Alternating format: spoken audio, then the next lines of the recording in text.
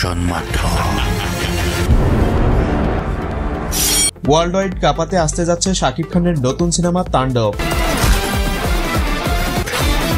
প্রহসন মাত্র।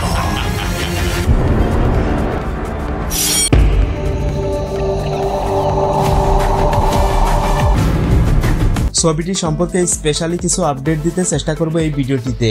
রায়হান রাফির পরিচালনায় ছবিটিতে দ্বিতীয়বার যুক্ত হয়েছেন ঢালিউড মেগাস্টার শাকিব খান। ইতিমধ্যেই ছবিটির বিভিন্ন দৃশ্য ছড়িয়ে পড়েছে সোশ্যাল মিডিয়ায়। এতে ছবিটির বিশাল ক্ষতি হতে পারে বলে বিবেচনা করছেন অনেকেই। এ ব্যাপারে নির্মাতা রায়হান রাফি জানান, ঢালিউড ইন্ডাস্ট্রিতে শাকিব খানের এতটাই জনপ্রিয়তা, তাকে নিয়ে বাংলাদেশে যেখানেই শুটিং করতে যাই মুহূর্তেই হাজার হাজার জনতার ভিড় হয়। এতে আমাদের শুটিং এও অনেকটা ব্যাঘাত ঘটে, তবুও আমরা কাজ চালিয়ে যাচ্ছি।